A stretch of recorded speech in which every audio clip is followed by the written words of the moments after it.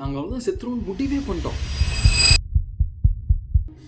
சிக்கிம்னு ஒரு இடம் இருக்குது, அங்கே நாங்கள் டூர் போயிருந்தோம். அந்த டிரைவர் சொன்னார் டார்ஜிலிங் போகணும், ஈவினிங் 4 o'clock வந்துருங்கன்னாரு. நாங்கள் துதிபார் லேட் ஆகிடுச்சு, 6 o'clock தான் போனோம். அதுவே இருக்குது செம்ம டென்ஷன். எங்களை விட்டுட்டு போகிற அளவுக்கு எடுத்துட்டார் வண்டியை.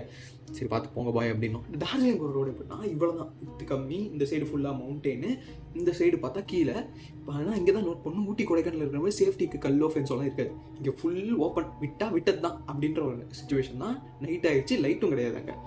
அப்போ எப்படி ஓட்டணும் நியாயமா, பார்த்து ஸ்லோவாக ஓட்டணுமா? இவர் இங்கே வந்து தான் இவர் அழுத்துறாரு. இவர் F1 பிராட் பிட் மாதிரி ஓட்டின்னு இருக்காரு.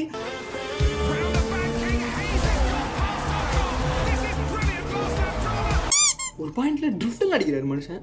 பார்த்து போனா அப்படின்னா உள்ளூர்காரன் எனக்கு தெரியுமா உனக்கு தெரியுமான்லாம் கேள்வி தான் கேட்குறாரு. சார் ஓட்டுறாரு. இவர் ஒரு பக்கம் இப்படி இங்கே தான் இருக்குது அந்த எஜ்ஜு. இவர் இப்படி போகிறாரு. இப்படி பார்த்தான்னு வையன், எனக்கு லிட்டரலி ஒரு பாயிண்ட்ல கீழே இருக்கிறலாம் தெரிய ஆரம்பிச்சிச்சு. போறாரு இவர், ஸ்பீடும் குறைய மாட்டாரு. 80 கீழே இவர் போவே இல்லை.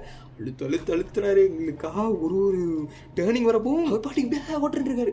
பார்த்து போங்கன்னா அவ்வளோதான் ஒரு ரியாக்ஷன். இந்த டெஸ்டினேஷனை என்ஜாய் பண்ணக்கூடாது, ஜேர்னி என்ஜாய் பண்ணணும்னு சொல்லுவாங்க. Super enjoyment.